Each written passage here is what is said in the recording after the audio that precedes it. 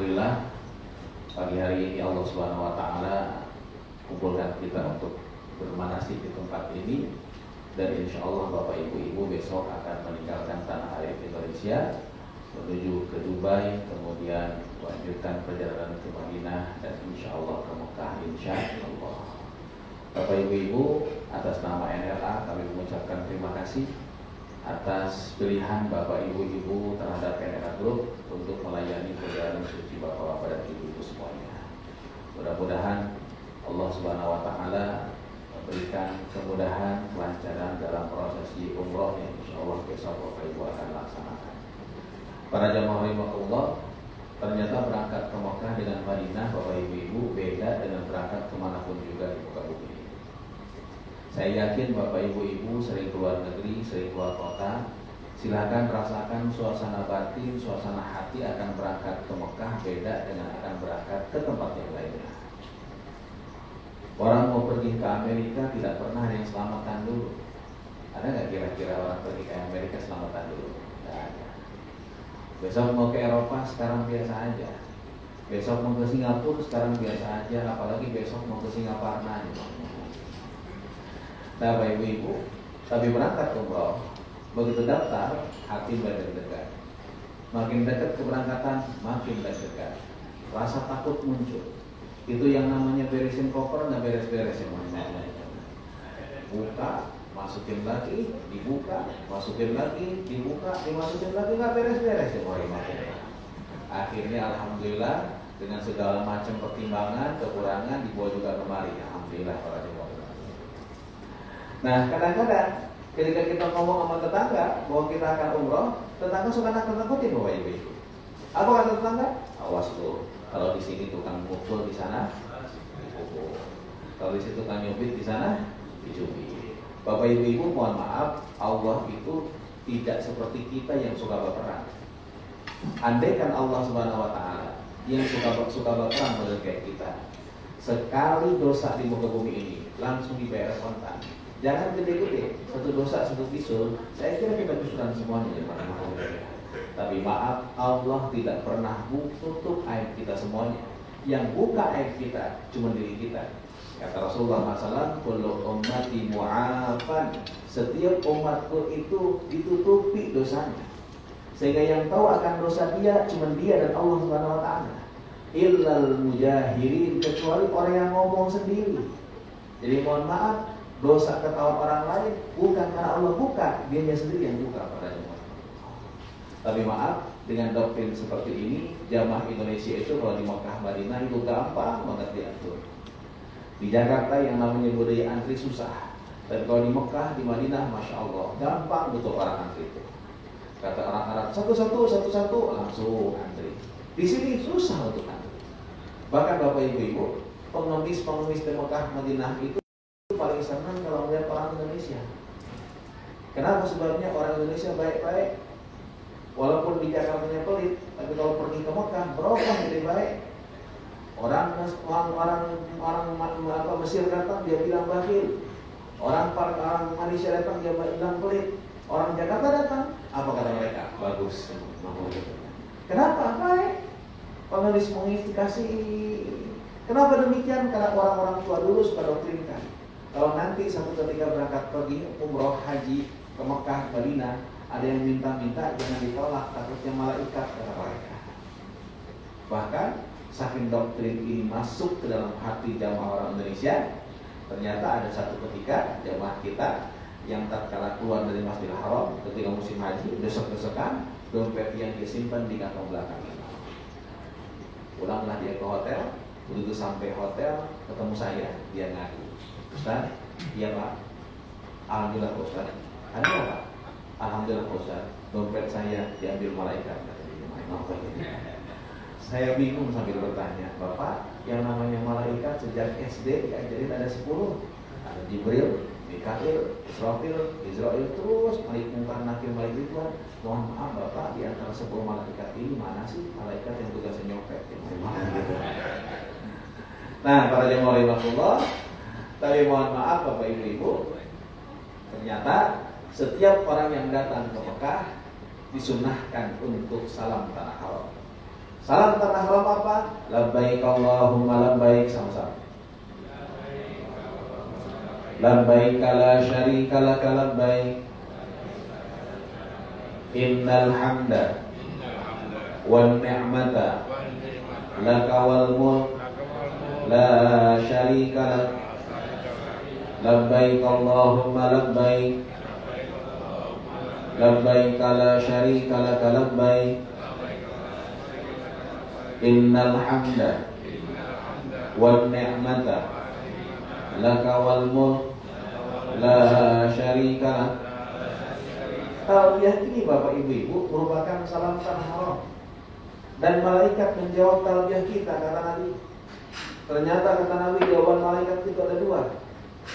Jawaban yang pertama, ketika orang-orang datang ke Makkah bertalbiyah labbaik Allahumma labbaik, malaikat jawab labbaika wa sa'daika. Silahkan kamu Allah, kebahagiaan buat dirimu. Semuanya jadi indah, semuanya jadi nikmat. Madinah yang sekarang sudah mulai dingin ya rahimakumullah.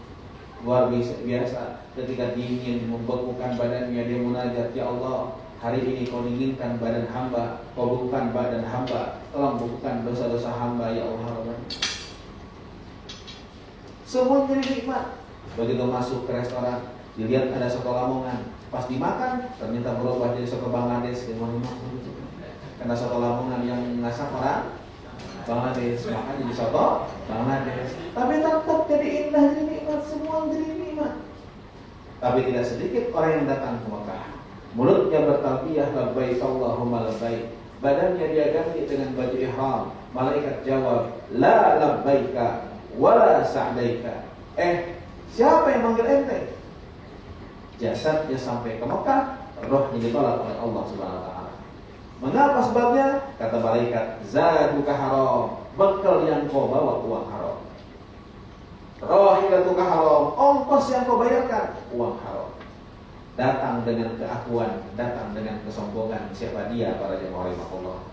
Bapak ibu-ibu mohon maaf yang punya jabatan di sini, tolong jangan bawa-bawa jabatan ke depan Rasulullah SAW. Bapak jabatannya tinggi, hari ini pensiun, besok datang ke kantor, insya Allah satpam tidak lagi bukain pintu. Tapi Rasulullah walaupun telah wafat ratusan tahun yang lalu, makamnya tetap didatangi orang. Tidak ada presiden dimanapun juga yang kuburannya didatangi orang. Madinah dibandingkan dengan Jakarta lebih indah Jakarta. Madinah dibandingkan Bandung lebih indah Bandung. Madinah dibandingkan dengan Surabaya bagusan Surabaya. Tapi maaf, Madinah didatangi orang, tidak perlu iklan, tidak perlu promosi, karena di situ dimakamkan baginda Rasulullah SAW. Nabi jabatannya tidak pernah turun walaupun nanti sampai hari kiamat para jemaah. Karena itu tolong bapak-bapak, ibu-ibu, nanti malam karena besok bapak ibu akan berangkat, sempatkan untuk sholat sunnah tobat ya. Bangun 2 rakaat, selesai sholat sunnah 2 rakaat, bapak ibu sujud, di sujud bicara, ya Allah, hari ini saya Helmi sujud kepada Engkau, bersimpuh di hadapan dirimu, bertobat mohon ampun pada Engkau ya Allah Rabbana. Izinkan ya Allah, Kau terima taubat hamba, Kau ampuni dosa-dosa hamba. Tambah 2 rakaat ya Allah. 2 rakaat sholat apa? Sholat sunnah hajat. Karena bapak ibu kita berhajat agar supaya perjalanan besok diselamatkan oleh Allah Subhanahu wa taala. Selesai sholat sunnah hajat, sujud lagi, bicara pada Allah Subhanahu wa taala, ya Allah, hamba berniat esok untuk tinggalkan tanah air, datang ke Madinah demi cinta saya pada Rasulullah. Datang ke Mekah, ingin sujud depan Ka'bah demi ketaatan saya kepada Engkau ya Allah. Tolong ya Allah Rabbana, berikan pada hamba keselamatan agar cita-cita suci ini Kau kabulkan ya Allah Rabbana. Sebelum berangkat ke bandara bapak ibu-ibu, sempatkan sholat sunnah safar 2 rakaat. Gimana niatnya? Usolli sunnatan di safari rakaataini lillahi ta'ala. Niat saya sholat sunnah safar 2 rakaat karena Allah Subhanahu wa taala. Rakaat pertama setelah baca suratul Fatihah, silakan baca surat Al-Kafirun. Rakaat kedua setelah baca suratul Fatihah, silakan baca surat Al-Ikhlas. Kalau bapak ibu tidak hafal surat Al-Ikhlas, maka bisa diganti dengan membaca Qul Hu. Sama aja bu. Saya kemarin ngajar di majelis taklim, nenek-nenek saya suruh baca Al-Ikhlas, gampang gitu. Tapi suruh baca Qul Hu, lancar nih gitu. Nah insya Allah jemaah rahimakumullah, besok bapak ibu akan terbang dengan menggunakan Emirates EK 357 yang insya Allah akan terbang pada jam 17.40.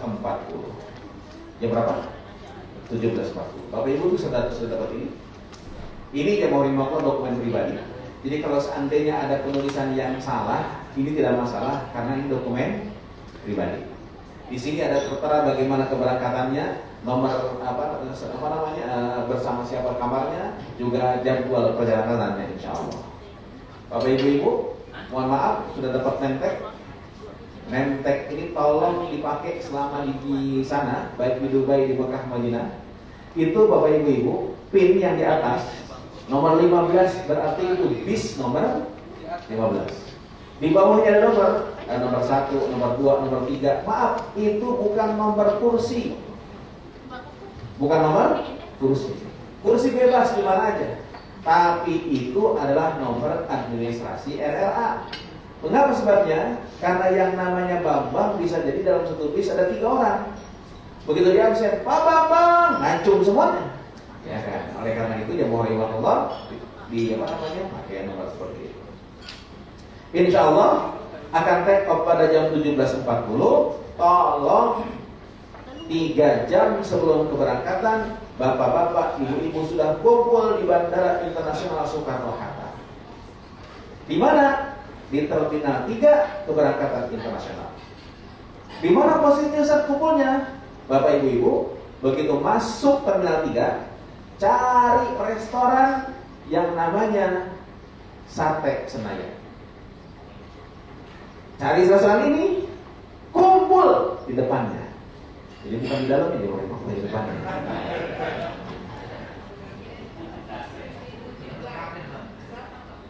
Ya, Terminal 3. Nah, itu pokoknya pintu 3, pintu 2 lah kira-kira. Itu para jemaah. 3 jam sebelum keberangkatan. Bapak ibu-ibu, untuk Emirates ini itu harus profiling sendiri. Artinya apa? Bapak ibu nanti begitu sampai akan dibawa ke counter untuk menunjukkan bagasinya, bagasi akan dimasukkan, lalu akan dapat boarding dan juga label bagasi sendiri. Ibu nggak check-in, kami yang check-in kan, tapi untuk profiling ini jamaahnya harus ada di tempat. Jadi mohon maaf kalau besok datang oleh petugas yang akan dibawa ke tempat check-in, menunjukkan tasnya dan menyaksikan barang yang dimasukkan ke dalam bagasi. Tolong tas yang dimasukkan ke dalam bagasi jangan ada power bank. Jadi kalau ada power bank sekarang ambil. Itu para jemaah. Tas kecil travel bag besok masih bisa dimasukkan ke bagasi kalau mau. Dan sekali lagi power bank jangan dimasukkan ke dalam bagasi. Power bank harus dibawa ke atas cabin. Lalu Bapak Ibu, 17.40 Bapak Ibu, waktu Jakarta menjelang maghrib, tapi belum masuk waktu maghrib. Tolong jangan sholat dulu. Beberapa waktu yang lalu kejadian 17.30 sudah disuruh masuk pesawat. Ketika nanti masuk ke pesawat ada jamaah yang sholat di bangku-bangku dekat bangku-bangku itu. Saya tanya, Bapak sholat apa? Sholat maghrib Pak Ustaz. Jakarta belum masuk maghrib Pak. Tenang aja Pak Ustaz. Anak SD sebelum bel sekolah dari kelas 2 tadi Allah. Bapak ibu-ibu, begitu masuk ke pesawat juga tidak usah sholat di atas pesawat. Mengapa sebabnya? Karena insya Allah kita akan landing di Dubai jam 23 waktu Dubai. Waktu Isya masih panjang. Tapi begitu masuk ke pesawat, maghrib masuk, tolong niatkan di hati untuk menjama takhir maghribnya di waktu Isya. Afdolnya kita jamaah takhir karena kita akan laksanakan sholat dengan sempurna. Tapi jamaah takhir ini ada syaratnya. Syaratnya adalah ayyan wiyat fil waqtil awal, kalau dia harus niat di waktu yang pertama. Masuk waktu maghrib, Bapak Ibu niat di hati, saya niat sholat maghrib di jamaah takhir nanti di waktu isya. Begitu sholat, boleh maghrib dulu baru kemudian isya, boleh juga isya dulu baru kemudian maghrib. Itu para jamaah ini. Insya Allah Bapak Ibu 8 jam akan terbang ke Dubai. Begitu sampai di Dubai, Bapak Ibu, mohon maaf, bandara Dubai itu besarnya bukan main. Bandara Dubai besar. Oleh karena itu tolong selalu bersama. Bapak Ibu, mohon maaf, saya tidak mendampingi rombongan ini karena saya baru pulang kemarin. Ya, baru pulang kemarin, ini akan mendampingi Ustaz Ahzami. Tapi beliau baru mendarat di bandara karena beliau orang Lombok, Jum'ahimahullah, jadi nanti akan telat datang kemarinya. Bapak Ibu tolong selalu bersama dengan kelompok. Karena itu besok diharapkan pakai baju batik NRA agar supaya bisa ketahuan atau minimal pakai name tag. Kenapa? Kalau hilang satu orang di bandara Dubai susah nyarinya. Besar sekali. Selalu bersama-sama. Lalu akan naik tren yang mau untuk imigrasi. Selesai imigrasi ambil barang. Bapak Ibu di bandara Dubai tidak ada porter. Karena itu maaf, Bapak Ibu ambil barangnya masing-masing, dorong masing-masing. Insya Allah dekat bis ada petugas NRA membantu untuk masukkan ke dalam bis. Yang muda-muda, yuk sama-sama kita bantu yang sepuh-sepuh untuk mendorong barangnya. Insya Allah jemaah Bapak Ibu akan ada di Dubai, ya 2 malam insya Allah. Ya, hari Minggu Bapak Ibu akan berangkat ke ke Madinah insya Allah jemaah. Bapak Ibu mohon maaf, ketika berangkat dari Dubai menuju ke Jeddah, tolong selalu bersama juga. Dan saya ingatkan, bandara Dubai itu silent airport. Semuanya adem, diem, nggak ada yang lihat-lihat, Badung, nggak ada yang gitu. Diam semuanya. Oleh karena itu selalu bersama-sama dan tolong perhatikan tulisan-tulisan di sana. Insya Allah akan landing di Jeddah. Di Jeddah pun juga akan landing di terminal baru. Kalau Bapak Ibu pernah umroh beberapa tahun yang lalu sebelum pandemi misalnya, insya Allah belum pernah landing di sini. Bandaranya baru, besar, bahkan untuk menuju ke imigrasinya pakai kereta. Nah sayangnya bandara baru Jeddah ini sama seperti Dubai, tidak ada porter.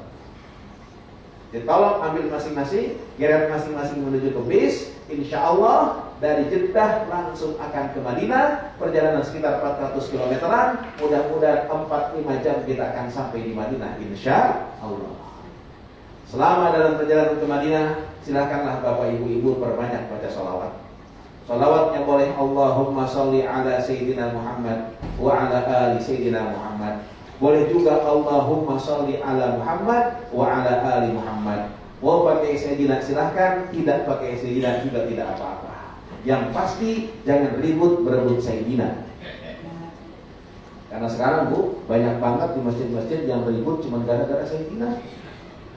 Saya pernah mau sholat ke satu masjid, pas begitu masuk ke masjidnya dilarang, suruh keluar lagi. Kalau dijagain tidak boleh sholat di situ, ada garisnya. Saya tanya sama tukang masjid yang mangkal, Abang, kenapa sih ini masjid kalau ditutup kita nggak bisa sholat di dalam? Ada apa Bang? Dijawab sama tukang masjid, Pak Haji, tadi di masjid ada yang berantem. Siapa yang berantem? Itu Pak Haji, kelompok yang sholawatnya Allahumma sholli ala Sayyidina Muhammad, ribut berantem sama kelompok yang sholawatnya Allahumma sholli ala Muhammad. Tadi Pak Haji berantem berebut Sayyidina. Masya Allah Pak Haji, serem saya melihatnya Pak Haji, mereka pada berantem. Aduh Pak Haji, untung Pak Haji, saya mah gak pernah sholat kata dia. Nah jemaah, begitu masuk wilayah Madinah, lampu-lampu Madinah kelihatan dari jauh. Saat itu rindu pada Nabi mulai memuncak. Saat itu saya anjurkan Bapak Ibu-ibu munajat di hati, ya Allah, di depan saya Madinah, kata Rasulullah SAW. Saya Helmi belum pernah melihat wajah Nabi saya. Kuping saya belum pernah mendengar suara Rasulullah. Tapi saya datang jauh ke Madinah demi cinta saya pada Rasulullah SAW. Ya Allah, tolong sampaikan salam saya, tolong sampaikan rindu saya pada Rasulullah SAW. Seraya mulut kita membaca salawat. Ya Nabi, salam alaika, ya Rasul, salam alaika, ya Habib, salam alaika, salawatullah alaika. Terus kita baca salawat ya rahimahullah sampai kita di Madinah. Di Madinah, hotel Bapak Ibu insya Allah akan ada di Hotel Leader Muna Karim insya Allah. Hotel Leader Muna Karim ini Bapak Ibu, patokannya pintu 339. Jadi kalau pintu Masjid Nabawi sekarang Bu Pak yang pernah umroh itu sudah dirubah nomor pintunya. Sekarang gede nomornya 339, 338. Nah, Leader Muna Karim itu pintu 339. Begitu keluar 339 ada Hotel Obroy, nyebrang ada Hotel Al-Haram, nyebrang lagi di setelah hotelnya Leader Muna Karim. Makan pagi, makan siang, makan malam, insya Allah semuanya di hotel, insya Allah. Bapak Ibu, saya ingatkan karena saya baru pulang dari Madinah kemarin, di Allah. Madinah Al-Munawwarah sekarang, Mekah pun juga sedang musim dingin. Bawalah jaket. Emang fluktuatif udaranya. Kadang 16 derajat, kadang 30 derajat, ya itulah namanya fluktuatif udaranya.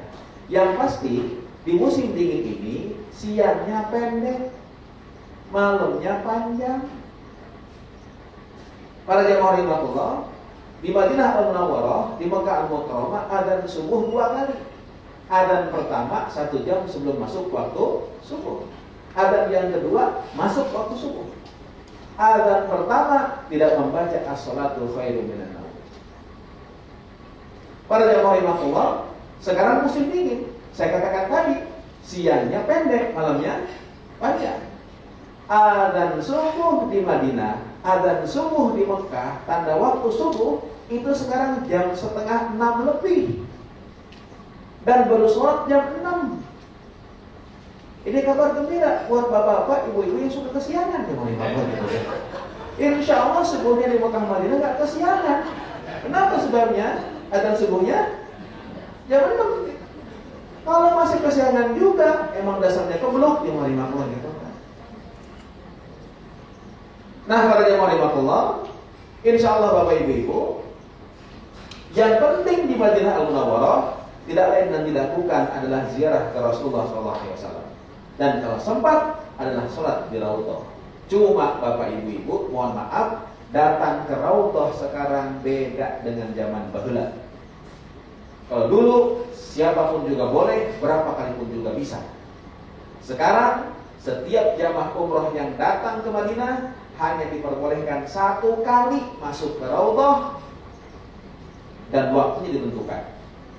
Kalau tidak hadir di waktu yang ditentukan tersebut, maaf, tidak ada siaran ulang. Kapan masuk ke Raudhahnya? Tergantung yang ngatur muassasah. Nanti ada surat yang mohon maaf yang dipegang oleh para pengurus NRA. Surat ini adalah surat izin dispensasi masuk ke dalam Raudhah, jamnya berapa, tanggal berapa, jamnya berapa, tanggal berapa, jam berapa puluh orang. Itu para jamaah imam. Wabil khusus perempuan lebih ketat lagi karena ketika akan antre masuk Raudhah dihitung berapa jumlahnya disesuaikan dengan jumlah surat dispensasi. Kapan waktunya? Allah alam bisawab. Bisa besok malam, bisa paginya, bisa lusa atau malam terakhir. Ustaz katanya kan sekarang ada aplikasi Etamar, silahkan download. Tapi begitu minta waktu untuk masuk Raudhah, insya Allah available-nya, insya Allah bisa masuknya 2 bulan yang akan datang. Itu para jamaah imam. Karena itu mohon maaf, ketika nanti diumumkan kapan berangkat ke Raudhah, tolong siap pada waktunya. Tidak siap, tidak datang pada waktunya, tidak ada kesempatan lagi untuk masuk ke dalam Raudhah.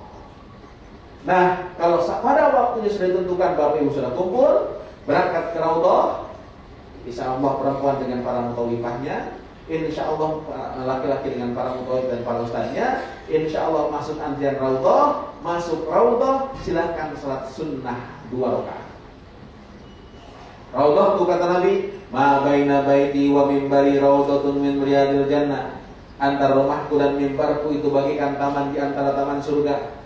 Para jamaah rahimakumullah, pokoknya begitu masuk ke arah Raudhah yang ditentukan oleh para petugas, ditunjukkan oleh petugas orang Arab, masuk silahkan sholat. Kalau bisa agak ke depan, silahkan agak ke depan. Insya Allah wilayah itu sudah masuk Raudhah. Bapak, bukankah dulu Ustaz, katanya Raudhah itu dibedakan dengan karpetnya, karpet hijau.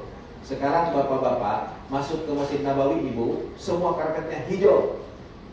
Mana Raudhahnya? Itu para jamaah rahimakumullah. Nah, jamaah rahimakumullah, masuk salat sunnah 2 rakaat. Salat sunnah apa? Salat sunnah mutlak. Usolli sunnatan raka'ataini lillahi ta'ala. Kalau masih punya kesempatan, salat sunnah lagi. Salat sunnah apa? Salat sunnah hajat.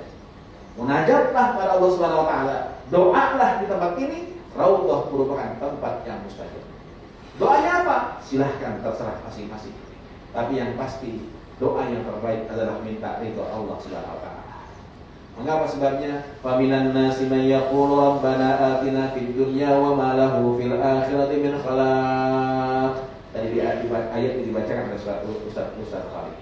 Jutaan manusia nangis di Raudhah, mohon pada Allah, minta pada Allah, doa pada Allah. Ternyata yang diminta cuma dunia. Kata Allah, tuh saya kasih. Wa ma lahu fil akhirati min khalaq. Tapi jangan minta apa-apa di akhirat nanti. Wa minhum may yaqulu rabbana atina fid dunya hasanah wa fil akhirati hasanah wa qina adzabannar. Yang terbaik tidak lain dan tidak bukan minta ridho Allah Subhanahu wa taala. Kalaulah Bapak Ibu nanam padi, yakinlah rumput akan tumbuh. Tapi jangan mimpi nanti rumput tumbuh padi. Ibu-ibu beli sapi, yakinlah pasti dikasih tali untuk narik sapi tersebut. Tapi jangan mimpi beli tali dikasih sapi. Minta ridha Allah, insya Allah semuanya akan dapat. Nah, begitu sampai di makam Rasulullah, lewatin makam Nabi, ibu-ibu ada di luar Masjid Nabawi, silahkan ucapkan salam. Salamnya bagaimana? Bismillahirrahmanirrahim. Sama-sama. Assalamu alayka ya Rasulullah. Assalamu alayka ya Habiballah. Assalamu alayka ya Safwatallah. Assalamu alayka ayyuhan nabiyyu wa rahmatullahi wa barakatuh. Assalamu alayna wa ala ibadillah as-salihin. Ashhadu annaka ya Rasulullah jahadta fillahi haqqa jihadihi wa nasahta al-ummah wa adda'ta al-amanah wa ballagta ar-risalah. Allahumma ati sayyidana Muhammadan al-wasilata wal fadilata wa ba'athu maqama mahmuda alladhi wa'adtahu innaka la tukhliful mi'ad. Insyaallah Bapak Ibu kalian apa? Tuh. Ini gimana ceritanya besok mau ziarah ke makam Nabi, ngucapin salamnya yang apa? Para jemaah rahimakumullah, enggak usah diapalin, Pak. Yang penting ketika ziarah ke makam Nabi, ucapkan satu kalimat, Assalamu alayka ya Rasulullah. Salam ini Bapak Ibu dijawab sama Nabi. Tapi jawaban Nabi tidak didengar oleh kuping kita semuanya. Bahkan Nabi tegaskan, ma min ahadin yusallimu alayya, tidaklah seorang mengucapkan salam pada diriku, kata Nabi, illa raddallahu ruhi, kecuali Allah kembalikan ruhku ke jasadnya, hatta arudda alaihi salam, untuk menjawab salam kita semuanya. Sayangnya jawaban salamnya tidak didengar oleh kuping kita pada jemaah. Lalu bapak-bapak, ibu-ibu, habis ucapkan Assalamualaikum ya Rasulullah, kalau boleh saya contohkan, kita bicara sama Nabi langsung. Bicaranya bagaimana? Ya Rasul, ini saya Helmi. Mohon maaf, nama saya Helmi Jatnika. Saya pembimbing di daerah ini pada jemaah yang lalu, dan baru kemarin saya pulang dari umrah.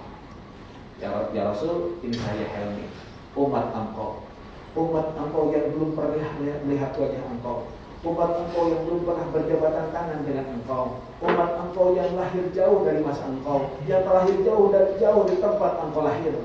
Tapi hamba datang ya Rasul ke tempat ini karena cinta hamba pada engkau wahai Rasulullah. Tolong terima cinta saya ya Rasul. Lalu kita bicara, ya Allah, izinkan di depan Rasulullah ini saya banggakan ibu dan bapak saya. Tertanamnya keimanan dalam hati saya, adanya cinta dalam jiwa saya pada Rasulullah. Yang menanamkan pertama kali adalah ibu dan bapak saya. Ini bapak saya ya Allah, ini ibu saya ya Allah. Kita sebutkan ibu dan bapak kita masing-masing. Ya Allah, dengan sabarnya ditanamkan cinta dan keimanan dalam hati saya. Dulu bagaimana ibu saya galak sampai kuping saya dijewer ketika saya malas sholat. Pantat saya dipukul ketika susah bangun subuh. Bahkan pernah ya Allah, ketika kita enak-enak tidur, tiba-tiba bapak datang ke kamar mencipratkan air ke muka. Kesel ketika itu. Tapi sekarang saya rasakan, kalau bukan karena cipratan air bapak saya, mungkin tak akan saya kenal dan cinta pada Rasulullah SAW. Ya Allah, hari di depan makam Nabi saya, andaikan ibu dan bapak saya ada yang belum sempat datang ke tempat ini, bukan mereka tidak cinta pada Rasulullah, tapi mereka berkorban demi saya anak-anaknya. Tolong sampaikan salam dari ibu dan bapak saya untuk Rasulullah SAW. Andaikan mereka telah tiada meninggalkan dunia ini, tolong ya Allah, kumpulkan mereka bersama barisan Rasulullah SAW. Air mata kita pasti menetes dan warahmatullahi wabarakatuh. Bapak ibu-ibu, mohon maaf, jangan harap hati bergetar menyebut nama Allah. Air mata berlinang mengingat Rasulullah. Kalau mengingat orang tua saja tak pernah meneteskan air mata. Itu ujinya ya Allah. Beres itu kita bicara, ya Allah, hidup saya ke depan bisa jadi tidak akan lebih lama dibandingkan hidup yang telah saya lakukan. Di depan kubur Nabi ini, hamba mohon kepada Engkau, tolong bimbing saya agar saya istiqomah di jalannya Rasulullah SAW. Sehingga ketika saya wafat, saya berada dalam keadaan husnul khatimah. Bimbing saya agar sisa hidup saya bisa bermanfaat untuk umat Rasulullah, membawa kebaikan untuk umat Rasulullah, sehingga ketika saya wafat dikumpulkan dalam barisan Rasulullah SAW. Lalu langkah selangkah di depan samping makam Nabi yang golongannya kedua itu ada makam Abu Bakar Siddiq. Ucapkan salam Assalamualaikum ya Abu Bakar. Langkah selangkah lagi golongan yang ketiga ada makam Umar. Ucapkan salam Assalamualaikum ya Umar. Lalu kita bicara, ya Allah, kalau saya nanti mati tak mungkin dimakamkan di samping makam Nabi seperti Abu Bakar dan Umar. Ya Allah, tolong berikan keistiqomahan kepada saya sebagaimana Kau berikan keistiqomahan pada Abu Bakar dan Umar pada zaman itu. Bapak ibu-ibu, itulah hebatnya Rasulullah. Kalau bapak ibu-ibu cek makam raja-raja, kuburan raja-raja di Indonesia, itu rata-rata kuburan raja-raja di Indonesia sekomplek. Kiri kanannya makam siapa kira-kira? Makam anaknya, makam permaisurinya, ya kan? Tapi maaf, makam Rasulullah ternyata di sampingnya bukan makam anak. Padahal Fatimah meninggal dunia hanya 6 bulan setelah Rasulullah meninggal dunia. Tapi Fatimah wafat tidak dimakamkan di samping makam Rasulullah SAW. Rasulullah meninggal di pangkuan Aisyah, istri tercintanya. Aisyah meninggal dunia tidak dimakamkan di samping makam Nabi. Yang dimakamkan di samping makam Nabi 2 orang sahabatnya, Abu Bakar dimakamkan di pundak Nabi dan Umar bin Khattab radhiyallahu anhu dimakamkan di kaki Rasulullah SAW dengan posisi makam seperti ini. Jadi tengah makam Rasulullah SAW, jadi manis makam Abu Bakar Siddiq radhiyallahu anhu, jadi cinggir itu apa sih? Kelingking makam Umar bin Khattab radhiyallahu anhu. Pertanyaannya adalah, kenapa kok di samping makam Nabi bukan makam anak istrinya?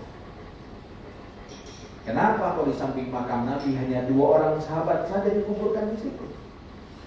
Sayyidina Ali mantu Nabi, Utsman mantu Nabi, tapi mantu Nabi ini kedua-duanya tidak dimakamkan di samping makam Nabi.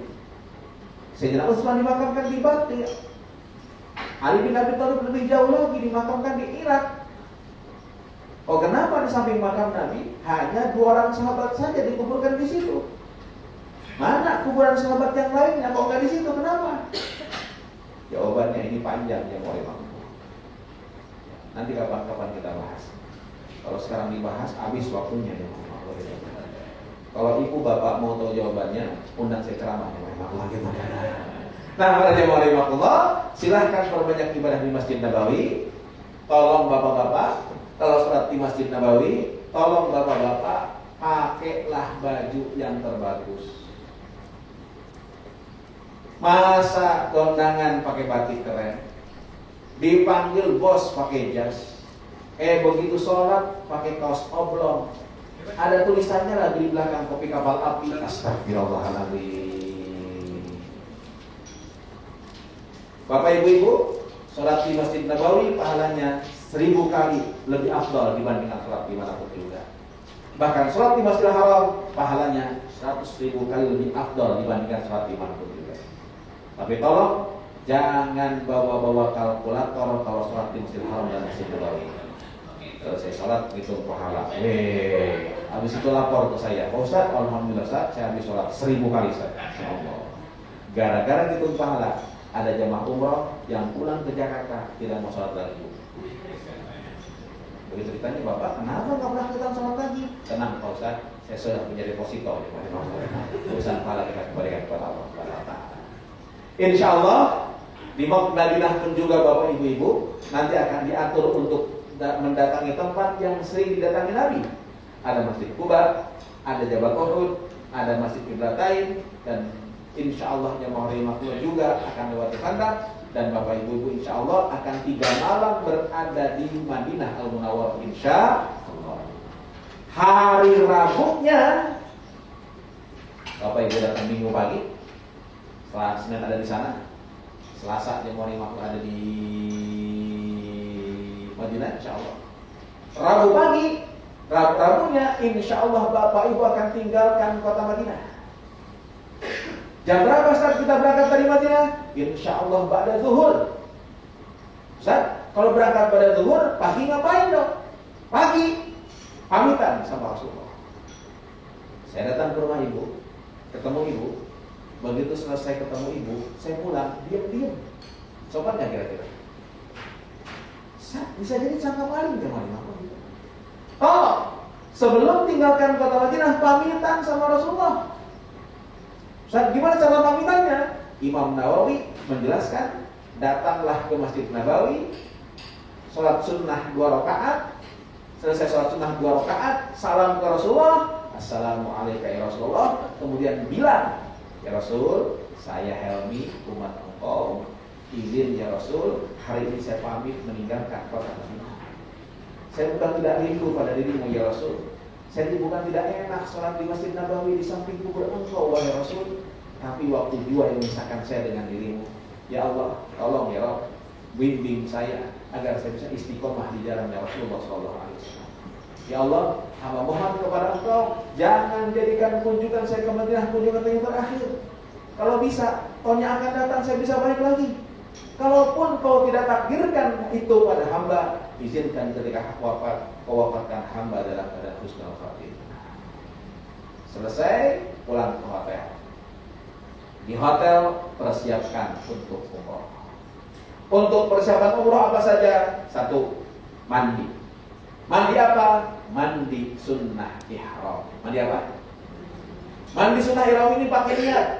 Mandinya sama seperti mandi janabah, seperti mandi besar, tapi niatnya yang beda. Niatnya bagaimana? Nawaitul ghusla sunnatan lil ihrami lillahi ta'ala. Niat saya mandi sunnah ihram karena Allah Subhanahu wa taala. Dari ujung rambut sampai ujung kaki silahkan bersihkan, silahkan siram. Bapak-bapak yang kumisnya enggak rapi, rapihkan. Bapak-bapak yang jenggotnya enggak rata, ratakan. Bapak-bapak yang bulu-bulunya, ibu-ibu yang bulu-bulunya nggak rapihkan. Lalu yang punya wangi-wangian, pakaiin wangi-wangian di badannya. Selesai mandi, pakai baju ihram, berangkat ke Masjid Nabawi, sholat zuhur di Masjid Nabawi berjamaah dengan imam, tapi niatkan jamaah takdim. Jadi selesai sholat zuhur, bangkit sholat asar, 4 rakaat boleh, 2 rakaat boleh, baru kembali ke hotel, makan siang, jam 1:30 siang, hari Rabu besok, Bapak Ibu akan tinggalkan kota Madinah. Semua jamaah sudah pakai baju ihram. Baju ihram ibu-ibu, begini pun juga boleh, yang rahimahullah, ya kan? Yang terbuka cuma 2, kafaini, telapak tangan, ini boleh kelihatan, ini boleh kelihatan. Perempuan, laki-laki, mohon maaf, laki-laki hanya menggunakan 2 helai. Satu disarungkan, atas diselendangkan. Dan saya anjurkan sejak dari hotel, laki-laki sudah tidak pakai daleman lagi. Ustaz, kenapa? Kok kan niatnya bukan di hotel, di Bir Ali nanti? Iya, pernah sering kejadian.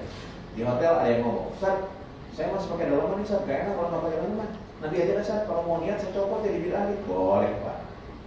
Rupanya di Bir Ali dia lupa. Bisnya gak bareng sama saya. Berangkatlah kita ke Mekah bareng-bareng. Begitu sampai di hotel Mekah, saya turun dari bis.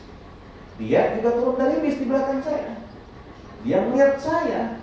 Begitu lihat muka saya, dia ikut celana dalam. Gitu. Dia langsung lari datangin saya. Ustaz, saya masih bisa pakai celana dalam. Saya bilang, copot celananya, bayar dam. Jadi pada kejadian begini, hati-hati. Saya nanti bilang ke Ustaz Azami, Ustaz, tolong nanti hari Rabu ketika jamaah akan berangkat ke Mekah, tolong Ustaz berhenti di pintu bis ketika jamaah mau masuk ke bis. Razia bapak-bapak. Nah, para jemaah rahimahullah, insya Allah dari hotel langsung akan ke Mekah. Langsung akan ke Mekah. 6 km dari hotel kita akan berhenti di sebuah tempat, di sebuah masjid, nama masjidnya Bir Ali. Apa? Wilayahnya namanya Dzulhulaifah. Inilah tempat yang ditentukan Nabi untuk starting point umroh kita. Atau dalam bahasa yang lain disebut dengan miqat. Tempat starting point namanya miqat. Disinilah Bapak Ibu turun dari bis, masuk ke masjid, sholat sunnah tahiyatul masjid, lalu kembali ke bis. Di bis kita akan niat umroh bersama-sama. Niatnya bagaimana? Bismillahirrahmanirrahim, sama-sama. Labbaik Allahumma umratan. Labbaik Allahumma umratan. Kalau mau redaksi yang lain, nawaitu al-umrata wa ahramtu biha lillahi ta'ala. Mulut berkata labbaik Allahumma umratan, hati ikrar, saya niat umroh karena Allah Subhanahu wa taala. Kalau sudah niat ini berarti Bapak Ibu sudah tanda tangan kontrak dengan Allah. Maaf, kontrak ini tidak boleh dibatalkan. Gak bisa tuh habis niat begitu sampai ke Mekah, karena pada di Mekah ngomong, Ustaz, saya nggak jadi apa ya, capek asal panggil, pegel banget, nggak bisa. Apapun yang terjadi harus diselesaikan. Bahkan maaf, sakit tetap ditunggu sampai sembuh. Bahkan wafat pun juga, kalau sudah niat ihram, maka baju ihram ini mendampingi dia sampai kelihatan. Itulah yang rahimahullah, ketika seorang sahabat ada yang niat haji, labbaik Allahumma hajjah. Kemudian dia naik onta. Pas naik onta tiba-tiba ontanya ngamuk, dia jatuh. Begitu jatuh, jawab rahimahullah keinjak kaki onta, meninggal seketika. Apa kata Nabi? La tukhammiruhu, jangan kau tutupi kepalanya. Tetap dimandikan, tetap dikafani, tapi ketika dikafani tidak boleh ditutup kepalanya. Kenapa sebabnya? Fa innahu yub'atsu yaumal qiyamati mulabbiyan. Karena hari kiamat nanti dia akan dibangkitkan dalam keadaan bertalbiyah. Labbaik Allahumma. Bagus nggak kira-kira? Ada yang mau daftar besok? Berani. Nah, para jemaah rahimahullah, kalau sudah niat ihram ini, Berarti Bapak Ibu tanda tangan kontrak dengan Allah, maka larangan ihram berlaku. Apa? Larangan ihram berlaku. Insya Allah setelah niat kita akan langsung menuju ke Mekah. 400 kilometeran kita dalam bis, 5-6 jam Allah perjalanan. Selama perjalanan perbanyak baca talbiyah, labbaik Allahumma labbaik, sama-sama. Labbaik la syarika lak labbaik.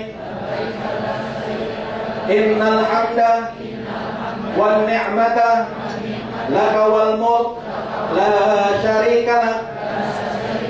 Setelah niat umrah tadi yang merupakan tanda tangan kontrak kita dengan Allah, maka larangan ihram berlaku. Apa larangannya setelah niat ini? Laki-laki tidak boleh menggunakan tutup kepala. Besok pecinya ketika berangkat ke Mekah, copot. Laki-laki tidak boleh menggunakan sendal yang nutup tumit. Besok laki-laki berangkat ke Mekah, jangan pakai sepatu, pakai sendal. Ustaz, bagaimana kalau sendal gunung model kayak begitu? Injak belakangnya. Laki-laki tidak boleh menggunakan pakaian yang berjahit. Pakaiannya cuma 2 helai, bawahnya disarungkan, atasnya diselentangkan. Ustaz, bagaimana? Kemarin saya ke Tamrin City. Begitu Tamrin City ditawarin, katanya ini celana dalam buat ihram, boleh nggak dipakai? Silahkan pakai, tapi bayar dam. Kenapa bayar dam? Karena baju ihram laki-laki 2 helai. Kalau pakai itu, 3. Perempuan dilarang menggunakan tutup muka, termasuk tutup muka, masker dan cadar. Ustaz, gimana sekarang pandemi, boleh nggak pakai masker? Silahkan, dan tidak bayar dam.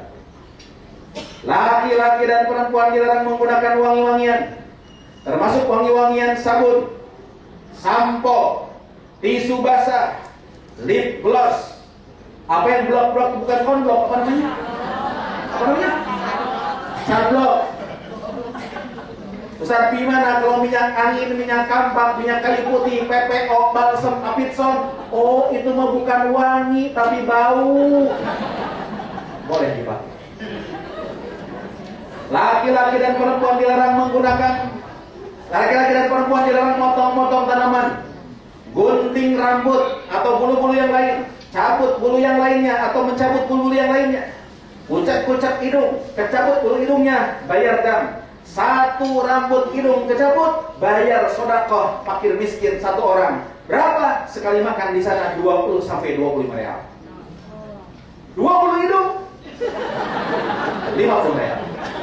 30 hidung 75 real. Banyak kakak motong kambing atau ngasih 6 orang fakir miskin. Ustaz, bagaimana? Saya tadi ke kamar mandi, cuci tangan, pakai sabun, bayar berapa enggak? Bayar. Berapa? Kasih fakir miskin 1 orang untuk makan. Ustaz, tadi saya lupa, begitu ke kamar mandi, saya mandi Ustaz, ujung rambut sampai ujung kaki saya sabunin, motong kambing. Jadi mohon maaf, dan ini para jemaah imam masing-masing tidak ada polisi. Insya Allah kita langsung ke hotel di Mekah. Hotel di Mekah saya katakan tadi, insya Allah di Swiss Mahkot atau hotel yang sederajatnya, insya Allah jemaah akan ke hotel dulu, makan malam di hotel dulu, dan sebelum tawaf NRA memfasilitasi headset. Headset itu apa? Alat bantu dengar, sehingga doa ustadz itu bisa kedengeran. Mudah-mudahan bisa nambah khusyuk. Cuman saya ingatkan, headset ini bukan souvenir. Karena ternyata banyak yang bilang di bawah jamaah. Tolong balikin lagi. Headset ini fasilitas NRA. Tolong jaga. Mentang-mentang bukan punya dia. Begitu wudu, dia siram aja. Akhirnya headsetnya banyak yang mati karena disiram air. Tolong jaga, kalau hilang ganti jemaah. Nih, kalau headset ini sudah menyala, suara ustadz bisa terdengar, maka bapak ibu bisa melaksanakan 3 hal. 1, cukup mengaminkan doa ustadz. Di selamat tawaf dan sa'i cukup amin, amin, amin, boleh. 2, matikan headsetnya, doa sendiri, silahkan. 3, boleh juga ngikutin doa ustaz. Allahumma, Allahumma. Tapi kalau ngikutin doa ustaz, hati-hati. Kemarin saya bawa rombongan 45 orang sebes, semangat semuanya, ngikutin doa saya semuanya. Allahumma, Allahumma. Tiba-tiba ketika putaran ketiga tawaf, jempol kaki saya diinjak orang Turki. Orang Turki pinggir gede, injak jempol kaki saya. Begitu keinjak, Allahumma, aduh, kata saya. Itu jamaah di belakang kompak, Allahumma, aduh. Saya tanya, Bapak, kenapa doanya pakai aduh? Ustaz kita dengar, Ustaz doanya Allahumma aduh. Itu aduh bukan doa kaki keinjak. Mantapkan hati masuk ke dalam Masjidil Haram. Ka'bah kelihatan. Kita baca doa. Bismillahirrahmanirrahim.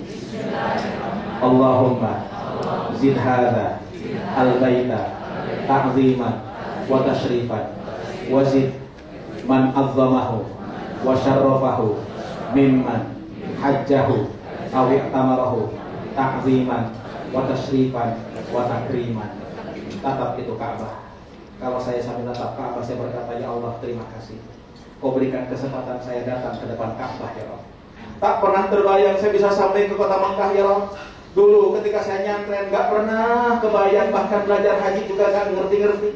Selesai nikah, ya Allah, saya gak punya apa-apa, ngontrak di kontrakan, piring aja dikasih mertua, ya Allah. Ya Allah, ternyata Kau yang berikan kemudahan, Kau yang berikan rezeki, terima kasih, ya Allah. Ketika lihat Ka'bah pertama kali terbayang wajah ibu dan bapak saya bisa kemari. Salah satu karena doa mereka, ya Allah. Andai di antara mereka ada yang belum sempat lihat Ka'bah dalam hidupnya, bukan mereka tidak mau melaksanakan umrah, tapi mereka berkorban demi saya, ya Allah, ya Rabbana. Hari ini ketika saya lihat Ka'bah pertama kali, kami mohon padamu izinkan Kau angkat derajat orang tua hamba, ya Allah, ya Rabbana. Air mata kita mulai berlinang. Barulah kita melaksanakan rukun kedua umrah, yaitu tawaf. Tawaf kata Nabi as-shalah, seperti sholat. Jadi kalau sholat harus punya wudu, tawaf pun juga harus punya wudu. Batal wudunya, berhenti tawafnya. Wudu dulu, lalu kemudian lanjutkan di putaran berapa kita berhenti tadi. Ustaz, bagaimana kalau di Indonesia ini kan kita yakin sentuhan laki-laki dan perempuan batal? Ketika tawaf, yakinkan tidak batal. Kenapa sebabnya? Karena kalau yakin batal, insya Allah tawaf kita nggak beres-beres. Putaran pertama diinjak orang India, Ustaz, izin saya wudu dulu. Pas mau tawaf lagi, disenggol orang Turki, wudu lagi. Daripada nggak beres-beres, niatkan tidak batal ketika tawaf. Kalau balik ke hotel, jadi batal. Tawaf 7 putaran dengan posisi Ka'bah sebelah kiri. Dimulai dari mana? Dimulai dari sudut Hajar Aswad. Mohon maaf, kalau ini sudut Hajar Aswad, ketika kita melewati sudut Hajar Aswad ini, kita cukup angkat tangan sambil berkata Bismillahirrahmanirrahim sama-sama. Kita ketuk. Tidak usah berhenti dulu, apalagi menghadap Ka'bah, bisa bikin macet orang. Dan jangan lebay. Bismillahirrahmanirrahim.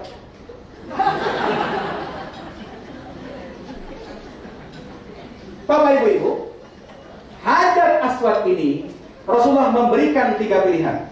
1, cium. 2, sentuh. 3, salam dari jauh.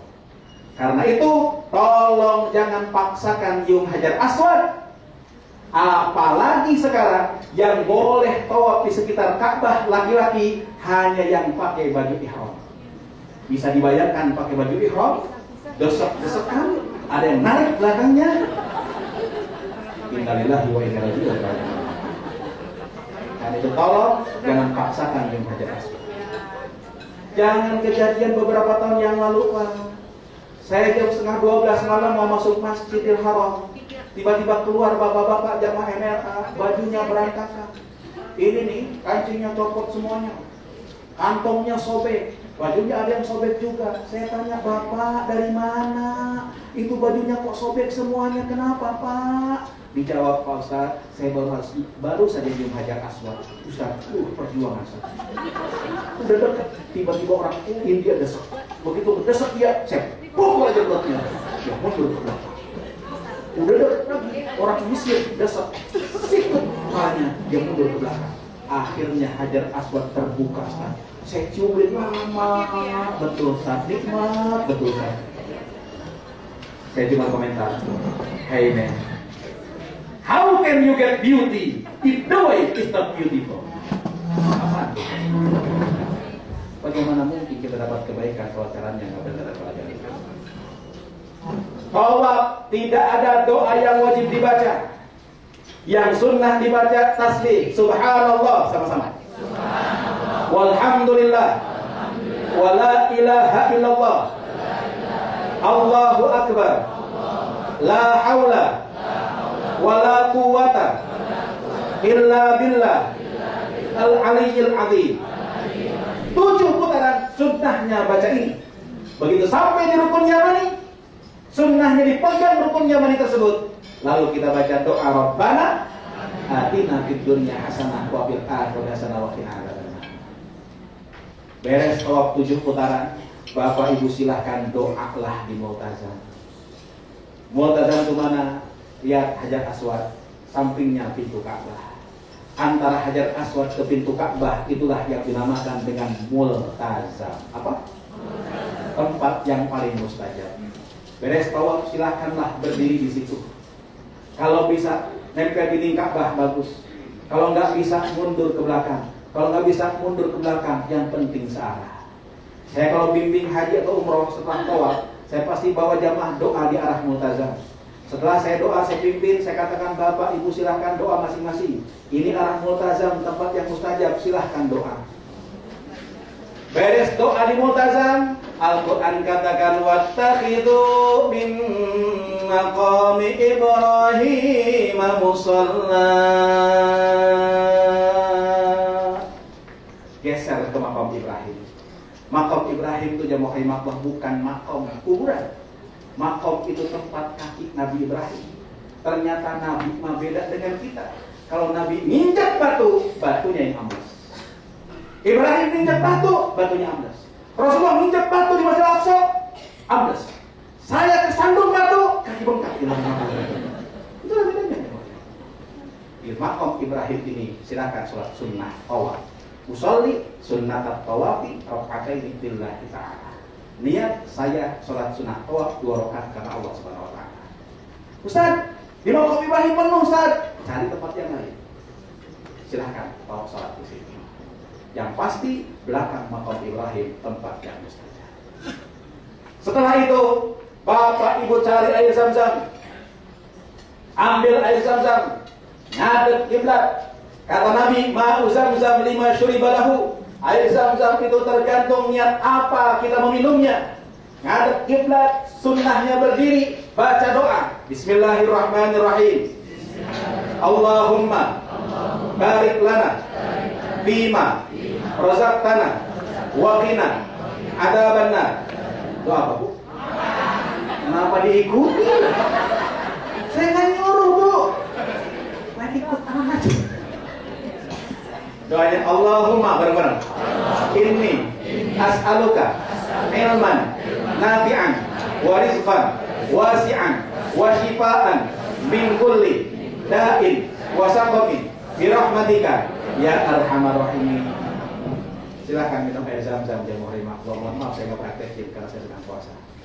Setelah itu para jamaah rahimahullah silahkan cari tempat sa'i. Bu, Pak, sa'i dimulai dari sofa menuju ke Marwah.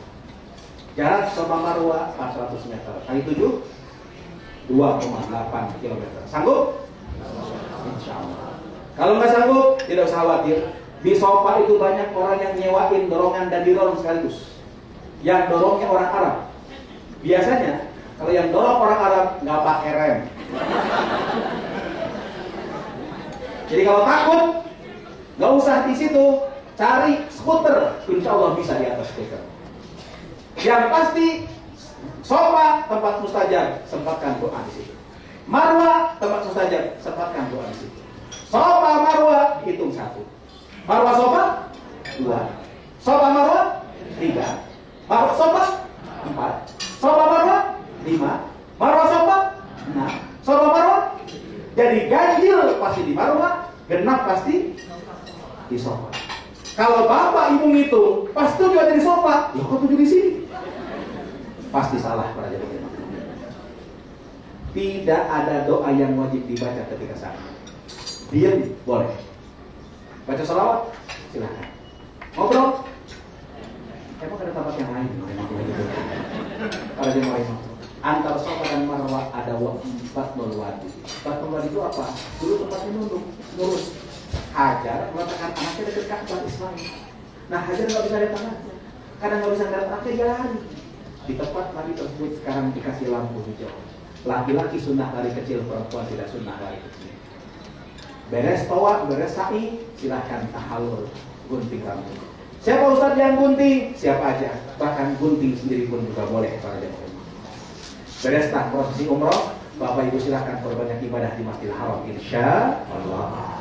Bapak Ibu, insya Allah Bapak Ibu nanti juga akan diatur untuk ziarah keliling kota Mekah ke tempat-tempat ibadah haji dan sekaligus umrah yang kedua. Kalau orang mau umrah dan sudah di Mekah harus keluar dari tanah haram.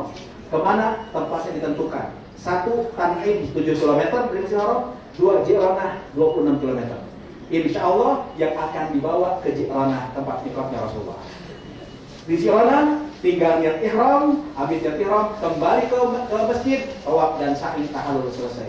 Umrah yang kedua boleh untuk pribadi, boleh umrahkan orang lain. 1 niat umrah untuk 1 orang. Saya niat umrah untuk bapak saya, cukup, tidak boleh 2 orang, 3 orang. Ya, bapak tanpa disebutkan nama tidak masalah, bapak boleh. Ibu tidak disebutkan nama tidak masalah, ibu jelas. Tapi kalau sudah kakek nenek, tolong sebutin namanya. Kenapa? Karena kakek ada 2 pak, kakek dari bapak, kakek dari ibu. Jadi kalau bapak ibu niat, saya niat umrah untuk kakek saya, malaikat masih tanda tanya. Kakek yang mana kira-kira? Jadi tolong jelaskan. Ustaz, saya pengen lagi Ustaz umroh, karena masih ada yang mau diumrohin. Silahkan berangkat naik taksi sendiri. Kemana? Ke Tanjung. Ustaz, saya masih ada yang pengen saya umrohkan, mendingan masih di sini Ustaz. Saya punya orang tua angkat yang baik kalau kata saya. Dia belum pernah umroh ya Ustaz. Saya boleh nggak umrohin? Boleh. Tapi kaki udah nggak sanggup ya Ustaz. Tenang aja. Cari orang yang amanah. Ongkosin dia untuk melaksanakan umroh. Insya Allah sama dia. Insya Allah para jamaah rahimakumullah, Bapak Ibu akan Jumatan di Masjidil Haram. Hari Jumat di Masjidil Haram, saya ingatkan. 1. Subuh hari Jumat di Masjidil Haram, rakaat pertama imam sering kali membaca surat As-Sajdah.